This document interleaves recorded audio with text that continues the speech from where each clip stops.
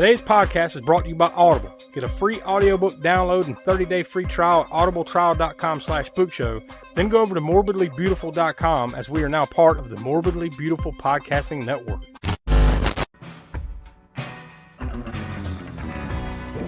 alive! It's alive! It's alive! You're too! You're too! You're too! Everybody here dies by dawn. Dead by dawn! Welcome to the Spook Show. Hello, welcome back to the All-American Spook Show podcast. I'm Josh. I'm joined here with Tiana. Hey. And the Professor Smoke. What's up? And happy Labor Day out there. I guess that's a U.S. holiday, right? Like, I don't think Labor Day is celebrated all year or all across the globe today. Here in America. Happy Labor Day. We've arrived. We're here in September. So that's always for us is kind of our calling, our bat signal in the sky. The spooky season is fastly approaching, right? Like, Yeah. it's DEF CON. What's the biggest DEF CON here? I don't know. What is it? 5? It's not quite 5. It's somewhere in the middle. DEF CON 2, 3, whatever. I don't know. Whenever I hear DEF CON, I think of this 80s movie called DEF CON 4. I don't know if that's what you're going for. That movie wasn't great, but it's entertaining in its own right and something that should be on the show. I'm just thinking down the road. I'm just thinking of more high alert for more spooky shit's about to come, because this is our Super Bowl, we like to call it. Like this is that time of year where we start ratcheting up, so we're going to have bigger releases. And really, we started last week with the birds. And I think this is another big one that Tiana has brought to us. So, Tiana, I'll let you introduce it. What are we talking about today? Today we're talking about one of my favorites from the 2010s. It Follows. Yeah, I think on just about any list you see. By the way, we're getting old because, like, now this is a random aside. Sirius XM satellite radio, they have stations for, like, it's the 70s on 7, it's the 80s on Channel 8, it's the 90s on Channel 9. Now they have a 2000s channel, they have a 2010s, they have a 2010s channel, and now a 2020s. So I'm like, my God, I'm getting like now, like these decades that just felt like it was last year have their own channel on Sirius, so we're getting old. But yeah, like just about any list you see of, like, well, here's the top 50 or whatever movies of the 2000s or the 2010s or whatever, you'll see It Follows somewhere on that list, I believe. Yep. It's very highly regarded. Now we'll get into here shortly, like whether we agree with that or not. We'll see. But I have seen this before. This wasn't the first time. I think this is the second watch for me on this one. We've seen it a few times. We got to watch it. We saw it when it hit theaters, and I think we were the only ones in the theater. Yeah, well, it was because this was when indie movies started getting like really big and getting put out in the theater here and there. Yeah, this was one of those ones that apparently, like, it had a limited release, and we'll get into that, the ins and outs of that here in a second. But it had a limited release that did well for like a couple weeks, and then like they realized they needed to release it wide. So this was one of those indie type flicks that just kind of caught on from, kind of had a groundswell of underground kind of feel to it, that everybody talking about it. You need to go see this. Maybe viral, however you want to put it. But yeah, this was one of those kind of movies. But yeah, we're itching to get into it. But before we do that, we want to remind you that you can listen to all of our past podcast archives. They're all here on the various ways that you get your feed. And we also want you to go check out our YouTube page. Over there, every month we do our special YouTube series, Video Vortex, where we talk about movies that you would have rented back in the 80s and 90s at the video store. We've got Grindhouse Gutter, where we talk about movies that you would have watched in the grindhouses and drive-ins of the 60s, 70s, and early 80s. And then we've got Hammer Horror Order, where the explanation of the series is right there in the title, where we're watching the Hammer films, horrors and thrillers in the order in which they were released, chronological order. So I think we've worked our way up to 1965 over there. So those are fun series that we have exclusive to YouTube with video and all that. You get to see our pretty faces, or at least one pretty face and 2 ugly mugs every month over there. And then, of course, we encourage you to become a patron at patreon.com/AASpookshow, where you get exclusive content. And this episode that you're listening to right now that came out here on Labor Day, you would have been listening to it a day or two early over on our Patreon. So I think it's at least at the $3 to $5 level. We have various levels there of perks and extra content and all that jazz.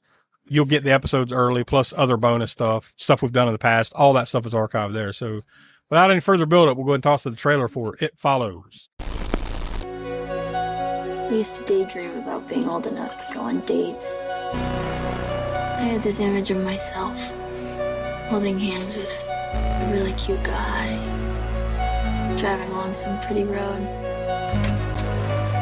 It's never about going anywhere, really. It's having some sort of freedom, I guess.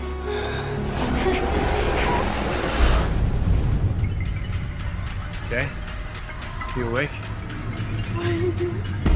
You're not gonna believe me, and I need you to remember what I'm saying. This thing, it's gonna follow you. Somebody gave it to me, and I passed it to you. Wherever you are, it's somewhere walking straight for you. All you can do is pass it along to someone else. I'm scared. I need to find him. Did he really do to you? Apparently, he used a fake name to rent a house in the city. This isn't real, I swear to you, this is just some game. If it kills her, it gets me and goes straight down the line to whoever started it. What exactly is supposed to be following you? I don't know. Something happened. It's not what she thinks, okay? You don't believe me. Mom? No, it's me. Everything's okay. It could look like someone you know, or it could be a stranger in a crowd. Whatever helps it get close to you.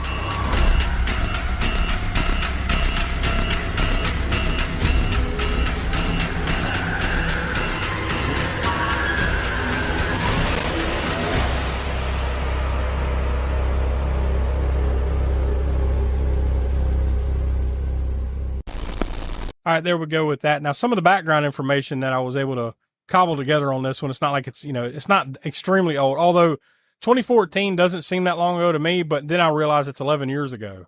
And I'm like, I'm like, what the fuck? It's already a decade gone by. Yeah, easily. This movie premiered at Cannes Film Festival on May 17th of 2014, but it took damn near a year after that premiere at Cannes before it actually saw the light of day as far as wide or whatever.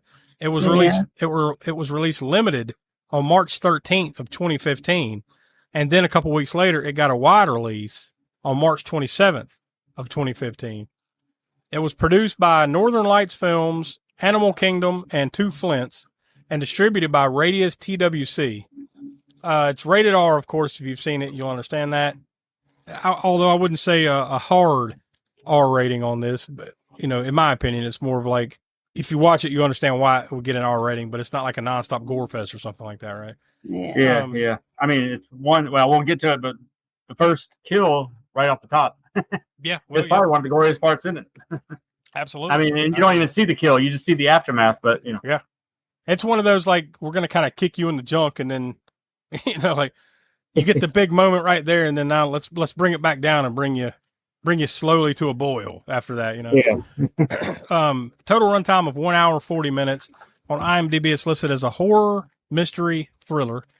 It was filmed in the Detroit, Michigan general area in and around Detroit, from September 30th to October 31st of 2013. So a solid month, pretty much the entire month of October in 2013, for a budget of just $1.3 million. Now, I could totally believe that, though. I mean, like, you look at this movie and it's not a high budget type of flick. I mean, it looks great and everything, really good. Yeah. But you can see where, like, it wouldn't need a massive budget, right? There's not like a massive amount of special effects that needed to go down here. Nope.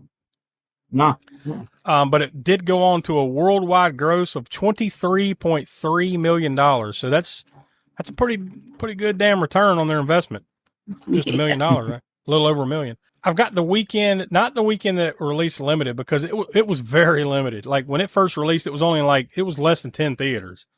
And then it only expanded to a few more the next week. But when it went wide on March 27th, so that weekend of March 27th to the 29th of 2015, it played in, how many theaters was it? It was in over 1,200 theaters when it went wide. So not massive number of theaters, but way more than it was in. So it was one of those, like we said earlier, kind of got a groundswell. You got to see this, and it built to a point where they finally released it pretty wide, and it did pretty well. But we've got the top 10 in the box office that weekend of March 27th to the 29th, 2015. So number 10, The Gunman.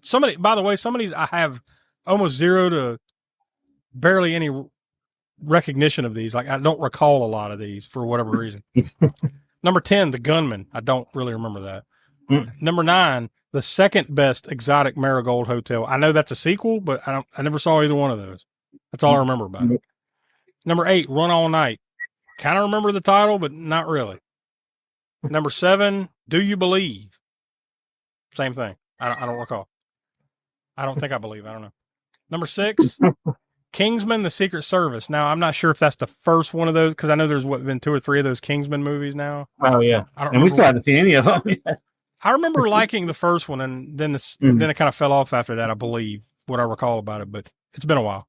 So I'm not sure if that's the first one or not, but whatever, it's one of them.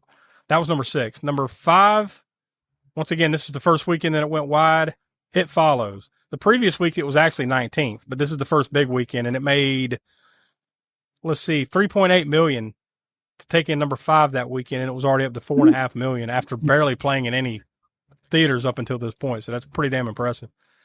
Number 4, Cinderella. I believe that's one of those live action remake, Disney animated remakes, I believe. Number 3, Cinderella. I think that's right. I mean, was it 2015? That sounds about right. Number 3, Insurgent. I think that's another one of those like young adult novel movies, right? Number 2, in its opening weekend, Get Hard. All I remember is that Will Ferrell's in that, right? I believe that's Will Ferrell and oh yeah. God, I'm blanking. Kevin Hart, yeah, I believe so, yeah. That was in its opening weekend. By the way, that one made 33.8, and then number 1 was Home. That's the 20th Century Fox animated flick. That one made $52.1 million. So those 2 movies took in huge that weekend. Everything else kind of not as much. But so apparently, if you were going to the movies that weekend, you probably saw Home or Get Hard. Smoke, what do you think you saw back then? And I don't think we saw anything, but I don't remember any of those in the theater. That was the weekend that It Follows comes out? That was the weekend that it went wide. So yeah, that probably would have been the weekend. I'm pretty sure that weekend, but yeah, but I don't remember seeing any of those other movies. Nope. Yeah, well, I know I didn't see any of them in the theater. Mm-hmm. I didn't even see It Follows in the theater. I saw it once it came out on Blu-ray or something. Whatever. That we saw, we knew something about it. I don't remember exactly. We knew something about it, that it was, maybe it had a little bit of hype in the underground horror community or whatever. It did. It had a lot of before it came out. I mean, yeah, it did. I think it did really well at Cannes, and then it kind of became a movie that like there were some companies kind of battling over who's going to distribute it. Radius TWC got it, and then it took them damn near a full year for it to finally release. But yeah, I think it was one of those ones that had a lot of buzz. By the time it got wide, everybody wanted to go see it. So yeah, you're probably right. You probably wouldn't saw that. But beyond the top 10, the SpongeBob movie Sponge Out of Water was playing. So you might have saw that. Actually, we did see that. I think we did see that. There you go. So I'm not always lying, right? There's a possibility that there's some truth out there in what I say. Rare, but you never know. Supposedly there's going to be a sequel to this. I guess we can talk about that a little bit after we've talked about the movie proper, but yeah, there's supposed to be a sequel called They Follow. Best I can tell, it's still in pre-production. I kept seeing notes about like supposedly they were supposed to start shooting it early this year, but I don't think that ever happened. Nope. So I guess at some point we'll get it. Maybe they're waiting for the right moment. The only thing I know is that it's supposed to have the same director because this movie was produced, directed, and written by David Robert Mitchell. Say that 3 times fast. David Robert Mitchell. Supposedly he's supposed to be doing it again, and Micah Monroe, isn't that how you say her name? The star of the movie. Yeah. She's supposed to reprise her role as Jay. That's all the information that I could find, other than the fact that supposedly it should be in the can. But it sounds like they never did anything yet. So we'll see on that one, and we'll get into whether there needs to be one or what could that possibly be once we've talked about this one. By the way, David Robert Mitchell, he did another movie called, I think it was a little while after, a few years after this, called Under the Silver Lake. And Yeah. he has another movie coming out at some point. Apparently, this one actually has been shot and is coming out in 2026 called Flowerville Street. I think it's got Ewan McGregor or something. It's got a pretty solid cast from what I could tell. But yeah, so that one's supposed to be coming, but he really hasn't. I mean, to me, I was kind of surprised that, like, once you look at this, like, the dude that did this didn't really follow it up. No. Not with much, at least. Like, that's pretty much it. There might have been something else in there that I'm forgetting about, but Under the Silver Lake did that, and then this new one that's coming out, and then supposedly will follow that at some point. But yeah, I was just kind of surprised when I saw that like this movie did well. It had a lot of buzz and everything, but he just didn't really follow it up with something, at least not immediately. Maybe he's one of those dudes that kind of works slow or something, or Yeah. I don't know. Who knows? It seems like a lot of these directors and creators of the same time period kind of followed it up pretty quick. Like, I'm thinking like some of the ones of the last decade or so, like your Ari Aster, right? Who else I'm blanking? I know there's a few names I'm blanking on just in the last decade or so. What's the dude that did Nosferatu? Robert Eggers. Yeah, like it seems like they followed things up pretty quickly when they had this one movie that kind of bang off to the moon. They followed it up with something a couple years later, but he didn't do that. I don't know exactly why those things happen, but there we are. It stars Maika Monroe as Jay. She was in The Guest. She was in Independence Day Resurgence. And Tiana, one of your favorites from last year, I believe it was, right? Long Legs? Yep. Was that last year? Yeah. She's a very popular actress. Yeah. I mean, she's done tons of stuff. Like, the funny thing is, if you look at her filmography, it was like right around the same time period as It Follows. Like, that came out, and then like for 2 or 3 years there, she was cranking out a lot of stuff. Yeah. And she has continued to do stuff, but it seems like she's kind of pulled back on the bigger releases. Maybe Independence Day, like, nah, I don't want to do that so much. You know, by the way, I never even saw that one, that new Independence Day. I still haven't seen it. Oh yeah, no, we didn't either. I'll get around to it eventually, but yeah, like maybe she did that and like, you know what, I want to do the more indie type stuff. So it seems like a lot of the stuff that she does is that kind of stuff. Did a hell of a job in Long Legs. I'll say that. Yeah. Which is one I'm sure we will get to sooner or later here on the show. Keir Gilchrist as Paul. Now, this is kind of the kid that loves her, but she doesn't necessarily reciprocate. That's Paul in this movie. He was in Dead Silence and a handful of episodes of The Walking Dead, Dead City. And then you have Jake Wary as Hugh. Now, this is the guy that passes it to her, so to speak. He has sex with her at the beginning, you know, and passes it to her, sort of.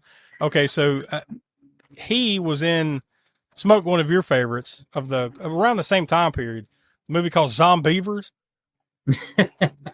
He was Zombievers. We thought that, but we never watched it. Yeah. Okay, there you go. Zombievers. And he was also had a small role in It Chapter 2. And he was in a shit ton of episodes of that. I think it was a TNT series called Animal Kingdom. He was in a lot of that. And ironically, he was in a few episodes of The Walking Dead, Dead City. So for some reason, The Walking Dead, Dead City tapped into the cast of It Follows. Which I guess makes sense. Zombies, right? Even though this isn't a zombie flick, but they follow. Yeah. You could 6 degrees of separation, right? You can get there. And the last one I'll mention is Daniel Zavato. He plays Greg. Remember the long-haired kid that lives across the street? That, you know. Oh yeah. There's some passage that happens. He was in Don't Breathe, and ironically, Fear the Walking Dead. Not that other Walking Dead series, but another Walking Dead series, Fear the Walking Dead. And that movie, I think this was last year, the year before, The Pope's Exorcist. He had a role in that. So those are the only ones really I felt like mentioning. But was there any other like behind the scenes stuff that anything y'all wanted to point out before we got into it? Because that's really kind of all the notes. You know, these newer ones are a little harder to take a deep dive in. Not like last week when we talked about the birds, where there's like, you know, a college thesis has been written on the birds. So It Follows. Maybe some generation 20 years from now, like It Follows. Call it my college thesis. The only other person I'd mention, I guess, would be the composer. His name's Disaster Piece, who is a synth artist, and I did the soundtrack work great for this movie. I mean, it's got those it's got like unsettling electronic moments or whatever in the soundtrack that really boost it, that help it. I mean, it's kind of, I guess it's a sound. I don't know if it's a soundtrack. I've never listened to it outside the movie. There's a lot of soundtracks you can listen to outside of movies, like Goblin's soundtrack to Argento movies, et cetera, et cetera. But there's also some that are just like, you try and listen to it outside the movie and it doesn't, it's boring because it's meant to enhance this particular scene of the movie or whatever, not necessarily to listen to as a separate thing. But we have the vinyl. Yeah, and I mean that is one that you probably could listen to outside of it, but some stuff is like mainly music cues that maybe would be, not so interesting outside the movie, but other ones are full on sort of synth tracks with a beat and all that stuff. So I mean, that guy's good. Outside of this, he does his own albums and all that stuff. He's not just a composer for movies.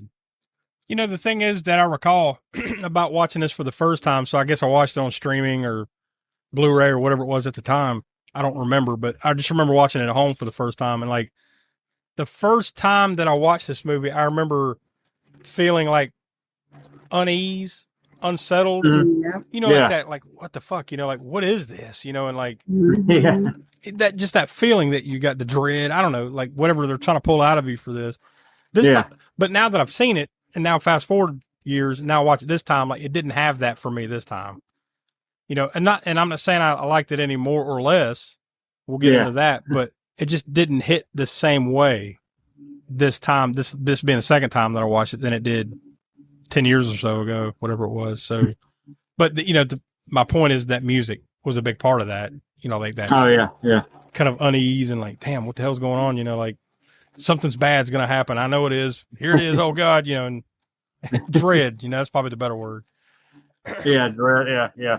Yeah. The music did do a good, and we seen it in the theater. When we saw it in the theater, it definitely, that always boosts it. Cause you're, no matter how good your sound system is, unless you've got, like a theater sound or whatever. Yeah. I mean, unless you have an actual theater itself, you're still not getting the exactly. Although some people will say their sound systems are better than the theater, and maybe in some sense that they might be, but something about the space in a theater that allows it to, really affect you when it's got a good sound. Like Skinamarink is a good example of that. You could take that movie and just watch it in your home on the TV, and you'll get whatever out of it, or you'll get nothing out of it. But you watch it in the theater, no matter what you think about the movie itself, you can't forget the sound design experience in the theater for that movie. Sound design can play a huge part in movies and film, period. But to me, especially in horror. Oh yeah.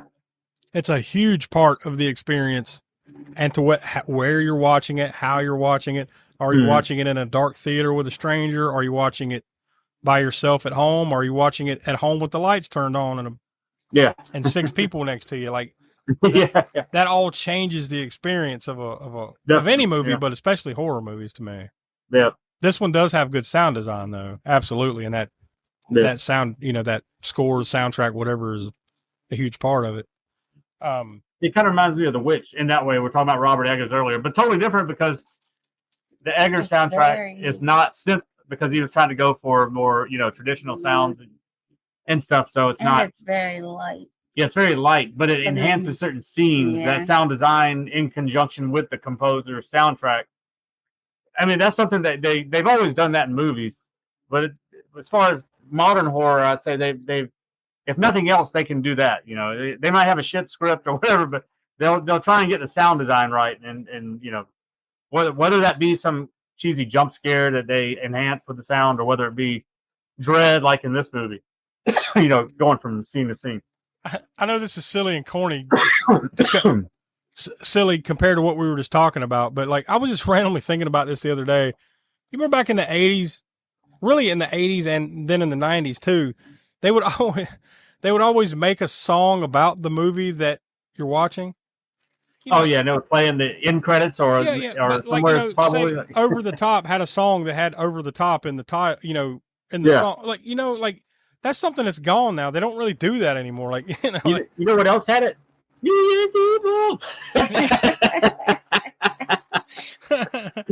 It's so random. I was just thinking of like, how come they don't make songs that have like the John Candy movie Delirious? Like Prince did that Delirious song. You know what I mean? Like, it's like, here's a song that is specifically made for this movie and has the name of the movie in the title or something like that. You know, like Monster Squad, we're the Monster Squad. Like, you know, hell, the Goonies, right? You know, like Cyndi Lauper. Yeah, the Goonies are good enough. On and on and on and on. Like, there's tons of, but like, they don't really do that anymore. Like, I don't know. And if they do, it's like a throwback because that's almost all you can do now, right? It's like as soon as you hear that, it immediately makes you think of the '80s. So it's kind of a throwback thing. It's same thing with montage. If you see a montage in a movie these days, specifically, you know, it's pointing out that it's a montage, then that immediately makes you think of the '80s or '90s. Yeah. And I think of that recently was The Naked Gun. There's an '80s montage in the new Naked Gun movie that instantly puts you like right there in the '80s. I mean, they did it on purpose as a satire. Obviously, I mean, obviously, it would have taken you completely out of the movie. But what if there was just an "It Follows" song at the end of this movie? You know, like whatever happens at the end, and then "It follows." Oh yeah, you know, like you would have walked like Tiana was just shaking her head, like that's the way you would have walked out of the movie. Like what the fuck? What the fuck is that? You know, that would have been hilarious, hilarious. But yeah, it would have completely ruined the movie or The Witch. Or Fall Break, but that's a deeper cut. I don't know if you remember what that is a reference to. Fall Break. Yeah. Was the original title of The Mutilator. Yeah. We even had the 45 of that. Yeah. Mr. Projectionist, stop the show. Here's great news you ought to know. We've just got a shipment of taste-thrilled treats, all tip-top quality and delicious eats. There are hot dogs and popcorn and candy galore.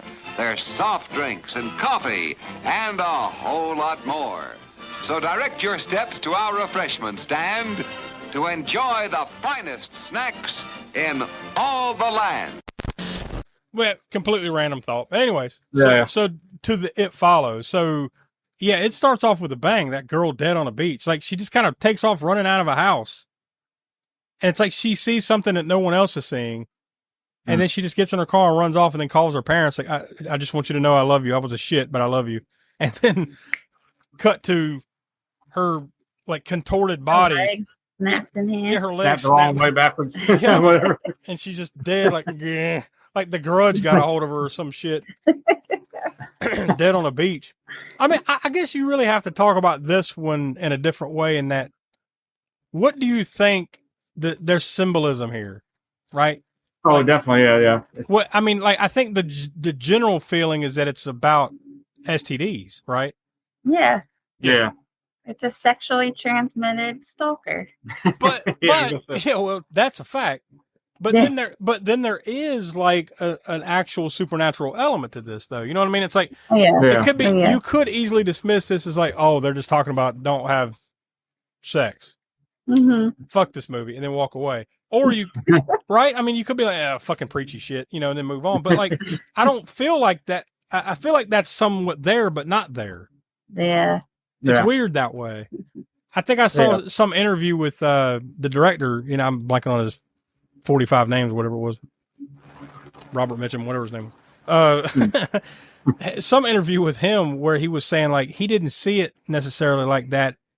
He saw it as a dream state because he said like he had, I guess part of his concept of writing it or whatever was he was having a lot of nightmares at the time. And he said the thing about a nightmare is that once you're in the nightmare, part of the nightmare is that you can't get out of it. Yeah. You're in this moment that you can't get out of. And like, no matter how hard you try, you can't get out of it. So that's kind of the way he saw it. Not necessarily, I guess sex was a driving part of it, right? In the eventual story that he wrote, but not that was at the heart of it. That was just kind of a carrier. Maybe look at it that way, you know, to whatever it was. Yeah, if you think about it, what other carrier would you have to do that? You know, like what could you have to where you would pass it to somebody and it follows them? I mean, because really, I can't think of anything other than the sex angle as far as it being passed along to somebody. Yeah. I can't think of any other way to do that. Other than like, you know, the real life horrors of COVID or something where you just cough in somebody's. Well, there's been, right? I mean, but there has been movies like that. Yeah, there's like Contagion and those types of things. Where it's like, and then now, you know. Yeah. But to do a supernatural thing of some entity following you. I mean, I couldn't think of another way to get it passed off that way to somebody, you know. Yeah, but essentially in this movie, it's like you have sex with a person then the entity now is coming after you. Right? Mhm. Yeah. Whatever this entity is, we don't know. Whatever it is. And and that's another thing where, kind of like when we were talking about the birds, on the prior Last week, episode of where you don't get an explanation really. I mean, you don't know what this thing is or why it's doing it or why it looks like your friend or your parent or somebody you don't even know or this or that thing, or you don't know anything, and you never get that. You're not going to get that explanation. No, I mean you don't need it.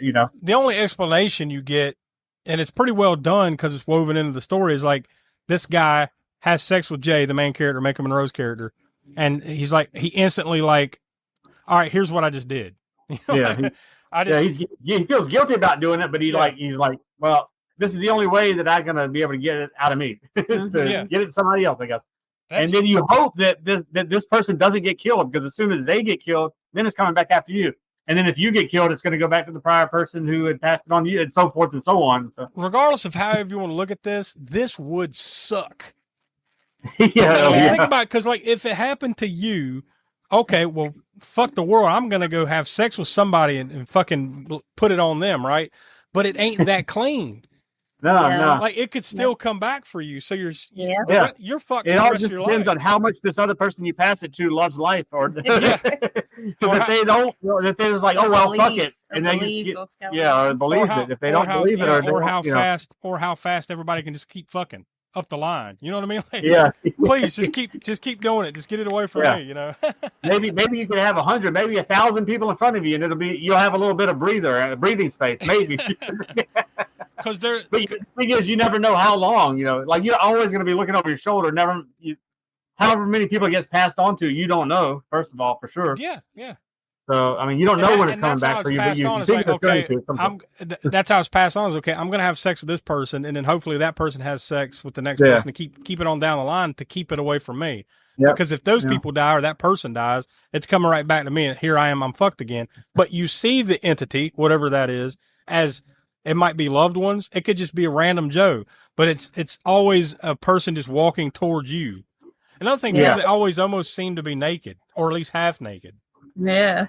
Yeah. So that's another. Obviously, I guess that's all under the STD sex part of it too. Is like it's a fuck monster coming to get you. But it appears in various ways. Like it's some old hag who's half naked, or there's a really tall guy.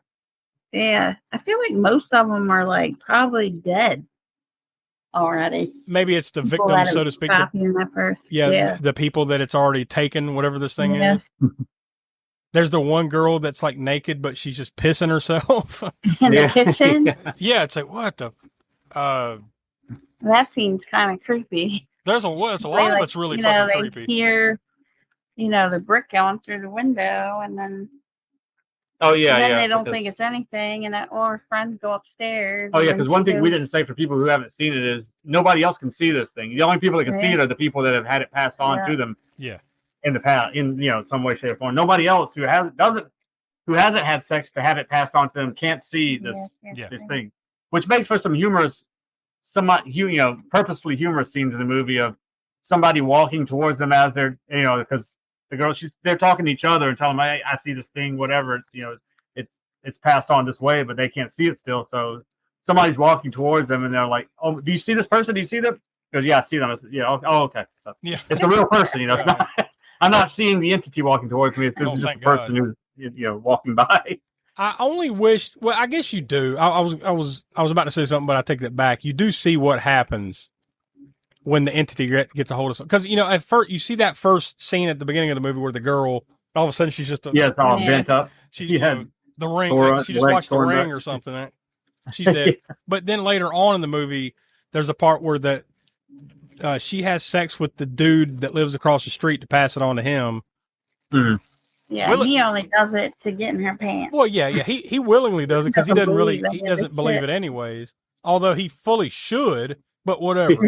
He doesn't believe it, so he has sex. But then, like, it appears to her like she sees it across the street. It's him. It's him, right? Yep. It looks like him breaking into his own house. She goes over there, and then when she goes in the house, it's the dude's mom. Yeah. That is now it is taken on the his mom, and she's knocking on the door, and then as soon as he opens the door, it jumps on him, and then you do see, right, like it beating the shit out of him, and like having sex with him to murder him. Yeah. I just wish there'd been a little bit more of that to help you understand exactly what happens when this thing gets a hold of you. I know you're like, well, if it gets you, you're going to die, but like you'd like to see a little bit more. Yeah. Of the actual killing. Yeah. Because you or rather the aftermath of what happened to somebody. Because think about it, you only see it twice, correct? Or, or am I wrong? Am I forgetting one? Yeah. The beginning, the very beginning, girl, and then that guy. Although you don't see it, you just see the aftermath of that one. With her at the beginning, the girl on the beach. Okay, what about that one scene where she's got the crud, whatever, the entity crud, and she takes off in the car, and she goes to a beach, and she looks out, and there's a boat, and there's like 2 or 3 dudes in a boat. Yeah. And then she just like kind of takes her clothes off and gets in the water, and then cut to like her in the room, and she's passed out because she's tired. She hasn't slept. Because she had sex with all 3 of those dudes. Yeah, like that. Now, okay. To give her a break for a while, but she knew it was coming back. I assumed, okay, well, hey, there's some random dudes I don't know. I'm just going to go pass it on to one. But she could, think about it, though. She could only pass it on once, right? Like, she couldn't just have sex with one. Yeah. Oh, yeah. Well, because. All 3. Like, she. Is she going to have a 3-way with these dudes and, like, pass it to all 3 and sparse it out? Or. I don't know, but and then like, she just did it just to get a break. Yeah, because obviously she probably didn't tell him. Oh yeah, I passed this to you. I get probably. Never mind. I was going to say something inappropriate. I'm going to keep that for myself. Yeah, self-editing. Good job. Like because my assumption is like she went out there, passed it to one of them, and then moving on. Now at least that buys her some time. And I assume that's what you read, but like they never follow up on that angle, right? Yeah, you kind of assume so, but then you could also think that maybe she had some sort of moral thing that like, okay, I'm not going to do that, and then she just didn't. Decided not to. Maybe because I mean, you don't know, and maybe that's why he leaves it up to you to Yeah. Maybe she's about to do it, and they didn't show it because she didn't. What? Maybe she did have a break for a little while. That's really all her life. That's what I mean by like this would suck. Because all you could ever have for the rest of your life would be moments of brief break. Like, unless you witness, all right, you have sex with one person, then you witness that person having sex with another one, and then you witness that person having, like, you would have to keep watching everybody have sex. Otherwise, it'd just be in your mind, like, I'm fucked. Yeah, I would experiment with this thing, and I'd be like, okay, I'm going to trap it. I'm going to trap this fucker in a vault, in a fucking safe, and it's going to be in there. I'm going to see what's going to happen. Either it's going to stay in there eternally, or it's going to somehow jump into some other body and come at me that way. I don't know. I'm going to find out though. Yeah, I hear you. I mean, you're fucked either way, but like, I think you're fucked. I don't think there'd be any stopping it. Just based on what we saw in this movie, I don't know. It's pretty fucked. Right. But I'm just thinking about logically. The movie, of course, they're not going to try and like put something in a vault because that would just that would deter from the storyline and all that stuff. But in real life, you would try all these things. You'd be like, okay, let's see if it can get out of a fucking safe, like a big ass, It's one of the rare movies where you can literally fuck your way out of a bad situation. The closest thing to a porn is you guess, or at least you would try. Well, at least you go down swinging, I guess. The closest thing in this movie they get to what you're saying is where they do the pool thing at the end. Yeah. Their theory is that, like, basically they're going to try to use her as bait. This thing's going to come and try to get a hold of her in a pool, and then they're going to throw like electronics in the pool and electrocute it, right? But yeah, that goes swimmingly. Yeah, literally. And that part's kind of fucked up. Who it ended up looking like her dad. Yeah. Yeah. And we're trying to think, was it all the way back to the scene before they get there? Like, remember the nude man on top of the house? Was that her dad? Or was it just some maybe, I don't know. I was thinking about that. There's just a naked guy standing on the house with his junk out, like staring at him. But it's far enough away to where you can't necessarily tell. Yeah. So maybe it is, maybe it's not. I don't remember. I'd have to go back and look, I guess. But that's definitely Because remember, she's like, "Where is it?" They're like, "Where is it?" And she's pointing. She's like, "What does it look like?" I don't want to say. Yeah. It's because it's her dad. Yeah. It's yeah. so which is an extra level of fucked. I mean, like the end was kind of ambiguous though, in that like they get it in the pool, and he kind of luckily because the other dude that's shooting with the gun, he can't see it. He takes it like it's in the pool, and he takes a shot, and I guess catches it right in the head, and then the pool kind of fills with blood. Mm-hmm. Cut to her having sex with Paul, the guy that she was kind of not wanting to do that with. Yeah. And then the very end is them like walking down the street together, holding hands. Oh, what happened in between? I'm forgetting. He goes and finds the hooker. Oh yeah, yeah. It Once doesn't again, show anything. Yeah, but same thing as the three guys in the boat, right? Like maybe he did, maybe he didn't, but at best, he's just buying himself some time. Yeah. Right. And then you see somebody kind of walking behind them. Yeah, as they're walking down the street. Yeah. Now that was the one question I had. Like that guy, where they're holding hands and they're walking down the road, and the last thing you see, literally, or walking down the sidewalk, the last thing you see is there's a guy walking behind them. It almost looks like it's him, like the guy Paul. To me, really? Like just not going back and staring at it, but like my recollection is it almost looked like he is following himself for a second there, and then cut to the credits. The end. Yeah. I don't know if they just pass it to each other now and just keep an eye out. Well, now, you sleep now. now that we've talked about it, now we can say one thing that I wanted to talk about was this sequel. They Follow. Supposedly, at least the one thing that I saw about it is it's supposed to be 10 years later. Yeah. And she's there. Yeah. And I don't know about anyone else, but at least she is still alive.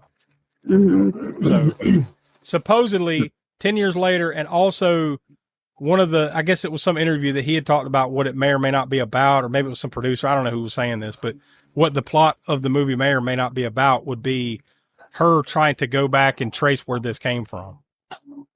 So now she's going to do the 6 degrees of separation of, Hugh fucked me and and this girl Susie fucked Hugh. Like she's going to actually try to figure it out. So I think maybe that's where they're going. I just had an image pop in my head of the It's Always Sunny in Philadelphia meme with the map with the lines tied to them and all that. Oh God, it'd be it would be nearly impossible because tons of people in this would just be like, where's the first person I can screw to be done? And remember, there was even that throwaway line like Hugh did it to her because he's like, it should be easier for you to get rid of it because you're a girl.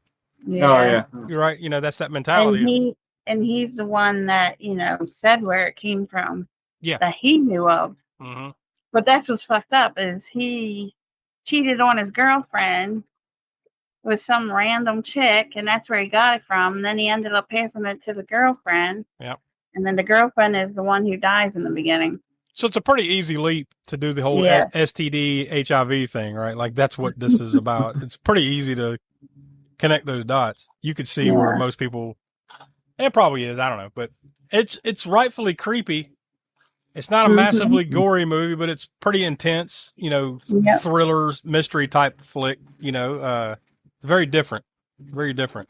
Yeah, the concept is cool. It's kind of like, it's almost like, too, when you think about it, is, like the Nightmare on Elm Street concept of falling asleep and then Freddy gets you in your dreams. Well, this is kind of like that, except it's always coming from you. You're awake, asleep. If you're asleep, you're screwed more so. But I mean, it's coming for you regardless, whether you, whatever, So it's like, it's kind of like the Nightmare on Elm Street thing, but with a different, another step beyond that. It kind of, in a lot of ways, it's almost like that. Those movies, Smile 2. Yeah. They kind of they ripped a little bit of the concept here, a little bit, right? Like I know it's different, but there's some similarities. You could see it. Yeah. I mean, it's very well done. I mean, I would definitely. It's not like, to me, it feels like a sequel isn't necessarily necessary, but I'd still like to see it. I'd like to see where they might go with it. But if they never make it, I'd be cool with that too. Yeah, it's definitely a standalone. Yeah. I mean, you could leave it right there. You could leave it right. If anything, I would hope that they would not want to try to fuck up the first one by doing another one. You know, because Oh sometimes, yeah, yeah, sometimes yeah. We're that can trying to happen. like, oh, let's explain what it is more, Yeah. or or whatever. Yeah, More so. maybe sometimes we don't need to go that deep. Just leave it. Yeah, yeah. Just leave it alone. You know, like leave it as creepy as it is right now.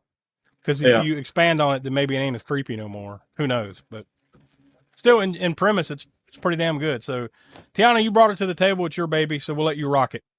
What's your final thoughts and your star rating on it?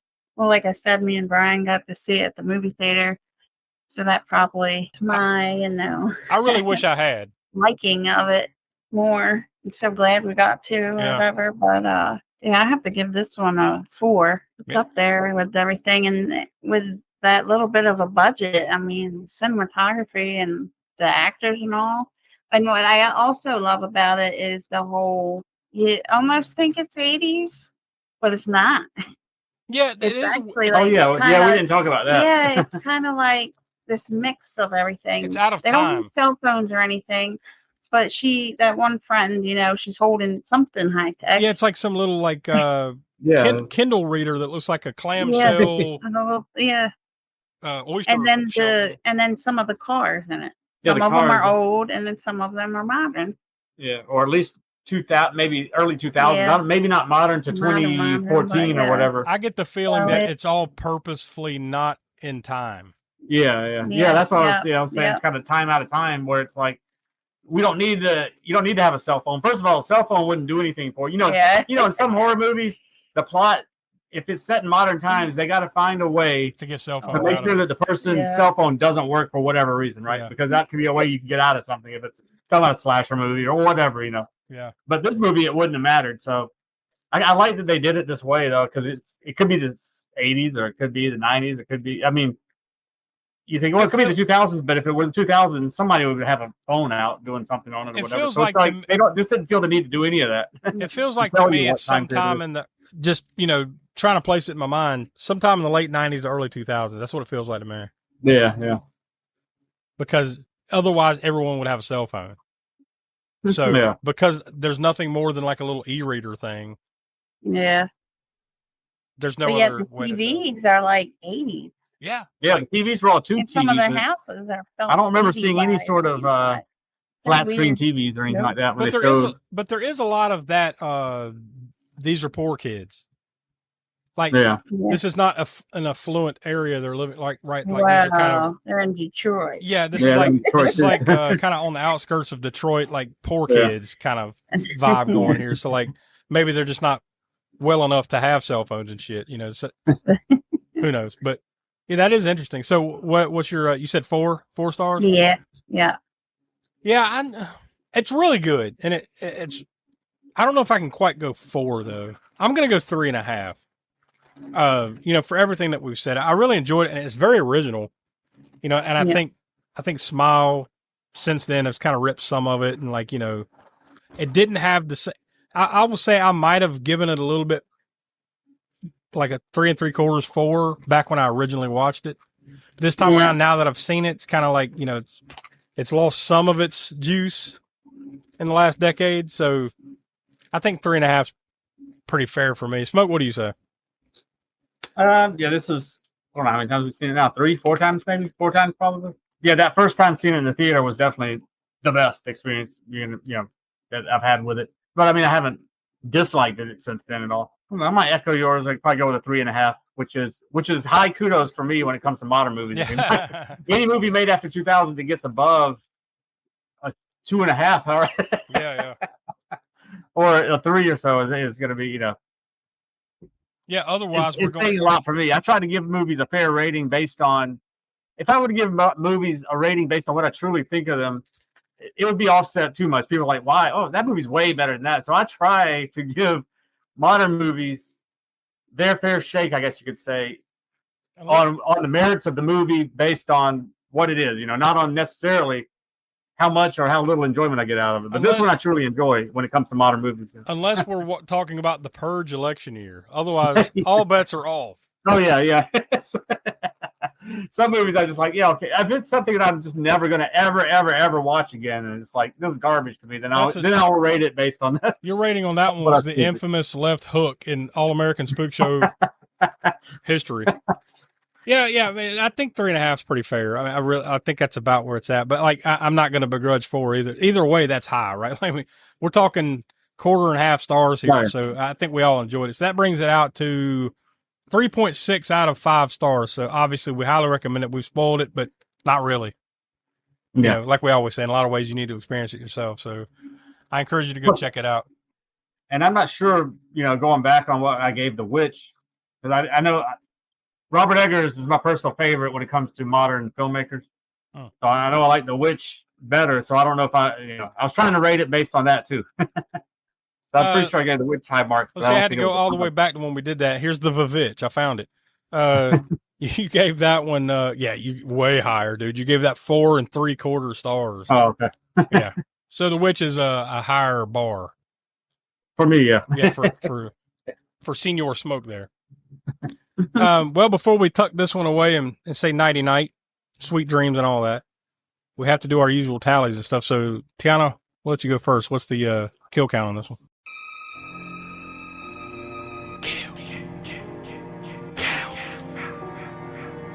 A whopping 2. Yeah. Kind of like the birds last week. You don't watch these movies for body counts. Yeah, there's another comparison because we brought up, like I said, the fact that the birds, you don't know why the birds are doing what they're doing. You also don't know exactly why this entity is doing what it's doing. And there's also a low body count, but also both movies are very good, despite the fact that there's only a handful of people getting killed in either one, Yeah. Or less than a handful in this case, it's only 2. I kind of enjoy movies like this, and honestly, like The Birds last week, where it makes the highlight kill a little easier for me. Let's talk about the kill reel. Highlight kill. Because to me, because there's only 2, right? Pick your poison, but I think the best one is the first one. It's the kick to the crotch, so to speak. It's right off the top, like boom, here it is. Here, this shit. is now. Also, though, you can say that kind of leads you down a path of like, oh damn, is this movie going to be that kind of movie? True. Each kill could be fucked up, but then you'd be disappointed. So the fact that it doesn't do that and you still don't feel disappointed is credit to the filmmaker. Absolutely, yeah. Yeah, I think that's the highlight kill is that just because visually it's so you don't see it happen, but it's like what the you're just thrown into chaos because it's literally you begin the movie and this girl's running around from something you don't know what the fuck. She drives out to the calls her parents and then cut to distorted body on the beach. I mean it's a gut punch. So I mean I think that's the highlight kill. So Smoke, that leaves us with you to the gore score. Gore score. Yeah, it's that is the again like the birds. Another comparison. There's one gruesome kill, right? And it's also an aftermath thing where you don't see exactly what happened. That's the gouged out eyeballs of the guy, right? Yeah. So that like that movie, this movie has that one gory set piece. Beyond that, there's a few other little things here and there, like the bullet hits to the head, that the little squibs or whatever, right? The blood flies off of the entity or whatever. But really, that's about it. But this movie is that scene is way more gruesome than even the eyes being gouged out of the guy and the birds, just because of the unnatural position of the body parts, right? Her leg and everything, and the bone is the flesh is torn and the bones hanging out and all that stuff. So I mean, but yeah, that alone, I think that would get this movie up in I'll put it at a 6 because there's not really any other gore necessarily other than the blood squibs with the bullet hits to the head stuff, right? So that one gets at least a 5 on its own, and then the other 1 to doled out to the other bullet hits and stuff. So yeah, total of 6. Yeah, I mean even that scene where the kid across the street, Greg, gets attacked. It's not bloody. It's just fucked up. No. Yeah. Yeah. Well. Yeah. Yeah. Sorry, because I mean, again, credit to the filmmakers. They didn't have to spend a whole lot of money because you have some effect work going on here, but you don't really have makeup effects to that extent other than that kill at the beginning. Yeah. And the blood squib, but I think those were probably even CG. Some of the blood squib. Yeah. Well, there you go. That'll put a bow on It Follows. So we'll see if that sequel ever sees the light of day. I'm sure it will one of these days, but I don't think it's going to be as soon as has been rumored. So we'll see about that. But and when when they follow, we will follow it. We will be the it following it to the theater. Next and we'll week, pass it on to you. Oh, wait, no, wait, no. and you can't have pre-sex with people. You have to wait until we've screwed you. Anyways, we'll see who's getting screwed next week, because this Friday is a big, huge horror release, the latest in the Conjuring universe. And Might be all of us getting screwed. Oh, I don't know. yeah, we'll see. We'll see. It might be fantastic, or who knows? We here on the podcast, we have watched every single Conjuring universe movie, even the Curse of La Llorona. Yeah, we took one for the team for that for a long time before y'all found before you were. I think it was Donnie on at the time. Yeah, Donnie, Will. I think he had just arrived. It was all of us on there. Yeah, I think me and Tiana had seen it in the theater when it came out, and just it was. I thought it was absolute shit. I was just wanting to see what y'all think of it or thought of it when we finally got there. Maybe it's just me, but no. Thankfully, it wasn't just me. It was about foul shit.